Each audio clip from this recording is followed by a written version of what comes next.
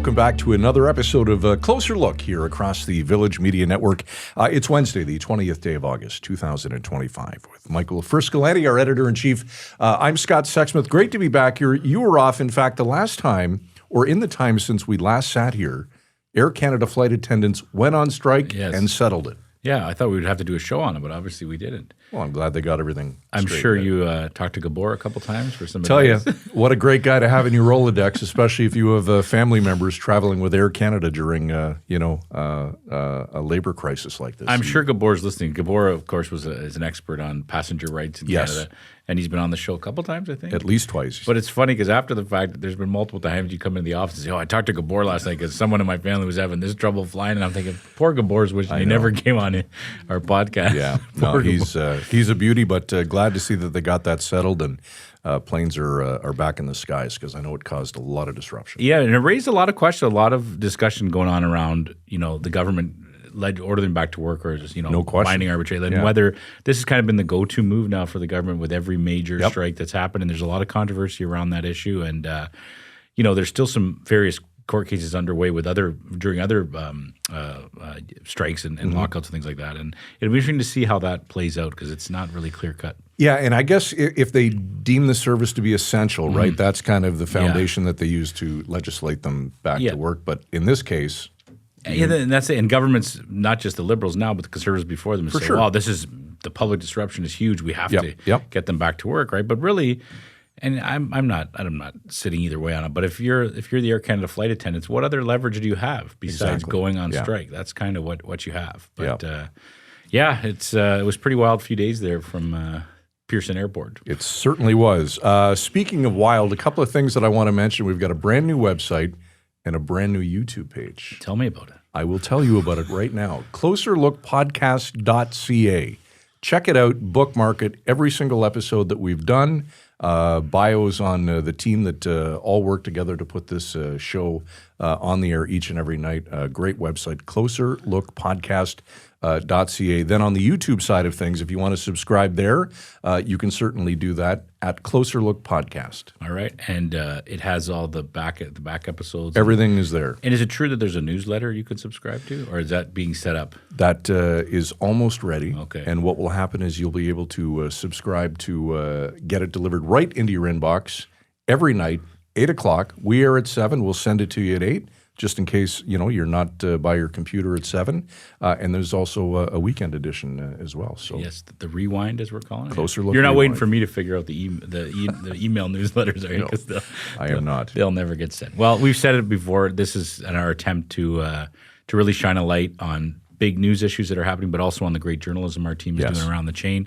We've kind of been doing this soft launch all summer, and I think it's gone really, really well. And we've had a lot of great episodes already, a lot of interesting people we've interviewed. Tonight is no exception. It's an example of really taking a look at a big story that's going on in one of our communities in Barrie, Ontario, and all Simcoe counties, talking about this police investigation at a homeless encampment in Barrie. A person has been charged with 2 counts of murder. The investigation took on there's a whole bunch of levels to this investigation. The police haven't said a whole lot about it. Yeah.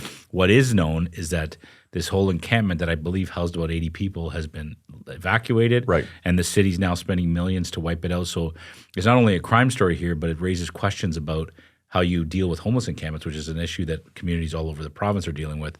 So we're going to chat with Kevin Lamb, who's one of our reporters in Barrie, a great journalist, has covered the story really well since it's been unfolding since July. And he'll kind of bring us up to speed on what's been happening and then tackle some of those questions. Kevin, thanks for joining us today, and certainly thanks for your in-depth coverage of this ongoing story. Frisco and I have a lot of questions, but if we can, let's start at the beginning. This story revolves around a homeless encampment in Barrie. Tell us about the encampment. How long had it been there? How many people live there? And how controversial was it among community members?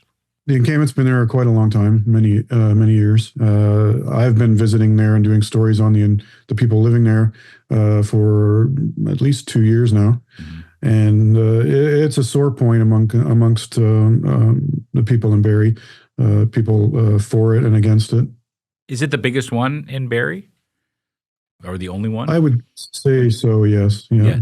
Is this the same encampment where you did those beautiful pieces about the older gentleman who lived there? Was that the same encampment? Rick the Mayor, yes, Yes, exactly. Rick It's the Mayor, right in that right. spot. All right. So, Kevin, the details of this police investigation sort of trickling out over time, beginning on July 30th when Barrie Police told the public about an active investigation at this homeless encampment. What did you know initially, and maybe kind of walk us through what unfolded from there?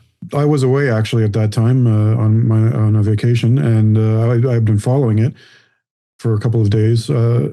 But there was a lot of police were tight-lipped. No details were being released on it at all in any shape or form, and it was a slow process. And they eventually they fenced it off, and the inhabitants of the encampment were moved out.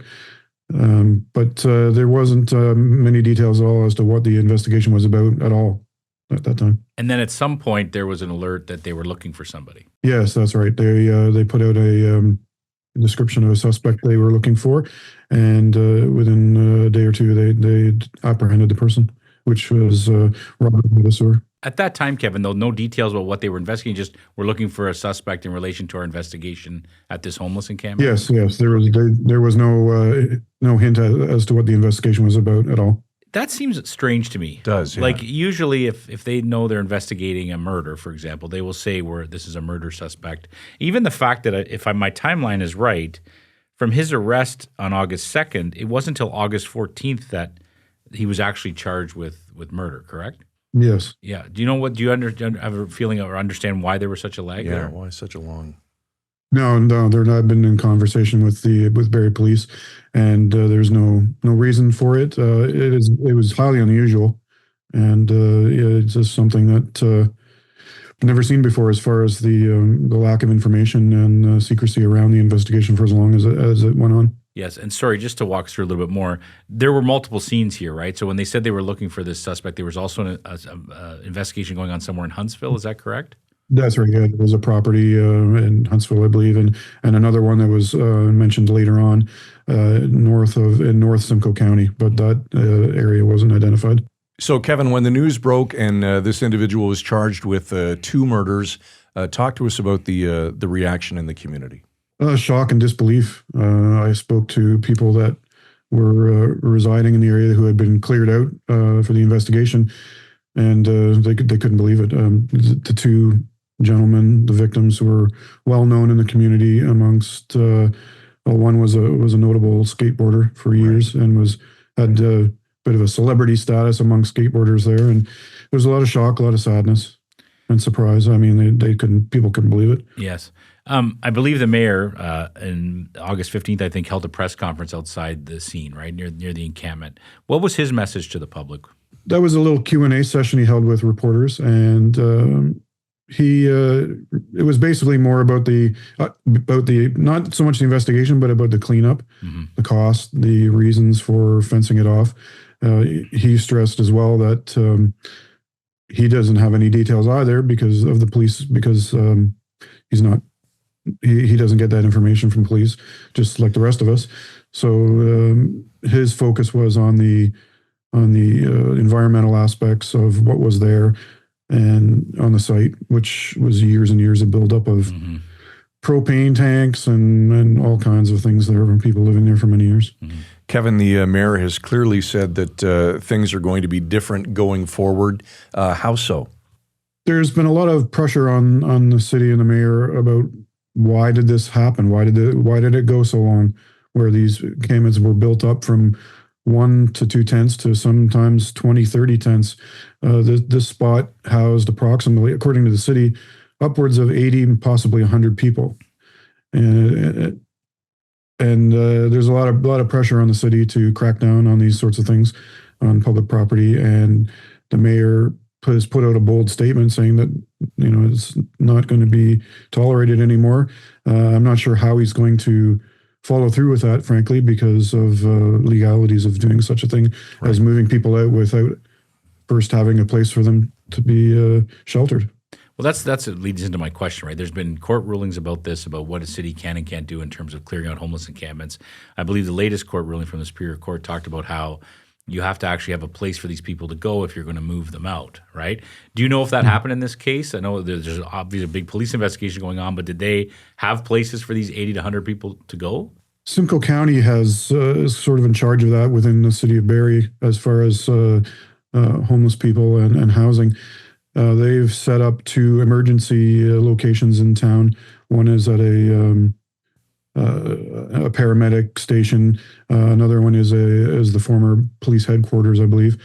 And they've set up places there. I'm doing a story on that as well. It appears they say that there's 100 beds available. The county's now countering that. What the city said that the 100 beds are available, saying more along the lines of 40 to 50. Mm-hmm. And I've just found out through some investigating that there's no actual beds at these places. Mm-hmm. Wow. There's just chairs, and there's not a lot of support there, it seems, but I'm trying to find out anyways. That's what I wanted. I'm going to say this the right way, but for people who are against these homeless encampments, not just in Barrie, but in communities across the province, this ended up being a win-win situation for the city that's wanted to clear out this encampment for a long time. They, as you said, you've reported there, you know that it's been an ongoing situation. So now it's cleared. Mm-hmm. But there's no indication that these people actually have anywhere to go, that it's been actually a worse off situation for them. That's what boggles me a lot about this story, right? Is you now have the city talking, well, it's going to cost us millions of dollars to clean up this thing but I don't feel like they ever would have been able to move anybody out of there ever unless this happened. No, it's because of the criminal investigation and the environmental assessment of the site. And the mayor acknowledged that this was a window of opportunity to deal with this particular spot. And it appears I've put a drone in the air and recorded some photographs of the area. It seems they're dismantling all of the buildings and sheds and things. Mm-hmm. It also appears that they're going to be taking out a lot of the trees in the area, maybe except for the largest of the trees, maybe to create better sight lines through there and to keep people from maybe setting up in these areas where there's a lot of brush, a lot of sort of privacy where they can set up. But at this point, it's too early to say, and no one's sort of commenting on this sort of thing right now. Yeah, I appreciate you pointing that out. Just remind people the kind of local journalism we do in our community. Here's Kevin. He sent his drone up there. Your photography alone with this coverage has been fantastic, but just giving people a sense of what it looks like. You've been talking to people who are involved with helping people who are struggling with homelessness. You're talking to advocates. You've written stories about the victims. So you're someone who has covered this issue from the ground. And I guess this is a big question, but from your perspective, what is the biggest struggle? What is that hurdle that communities can't seem to overcome to try to deal with these encampments and to help the people in there? I feel like we always hit a brick wall on these. From your experience in covering these stories, what's the real challenge? I would say the challenge is having some sort of acceptable housing in place to move people, but as well, you can't force people to move into these places. The uptake, apparently, that city quoted in the first day or two of these 100 beds, they said they were available. Only 6 people took the offer up. It's been more since then, I believe. But it's people. A lot of people just want to be on their own. They don't want to be stuck in a building with little to no infrastructure. To live. I mean, they have all their belongings and things. A lot of these places, like homeless shelters and whatnot in the city, you can bring in like one small bag of things, and you have to be out in the morning, and you can't stay there during the day, and you have to be back at night if you're going to stay there. There's a lot of roadblocks for people to use these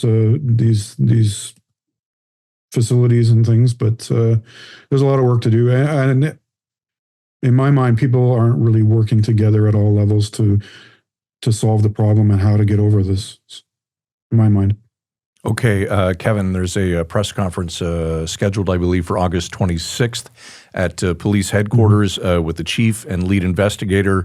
They're expected to provide more details. What are you expecting? There's been no indication of what it's going to be as far as I've looked into. I feel that it will be more information about the overall investigation, if there's possibly any further charges going to be laid, if there's any further bodies that may have been maybe on the site. I mean, with lack of information being put out for the media and everyone else, a lot of people are just speculating right now as to what it could be, and it's we'll find out on the 26th as to what is going on with the investigation, and any further charges or evidence that that's come to light in this. Kevin, what do we know about the suspect? Robert Ladesseur, he lived in a shed at the site at the Victoria Street encampment, I found out.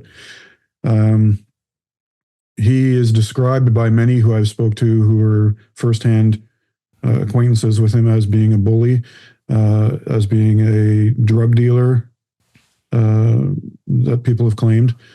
And he's not a nice guy, as the picture I've been painted of him.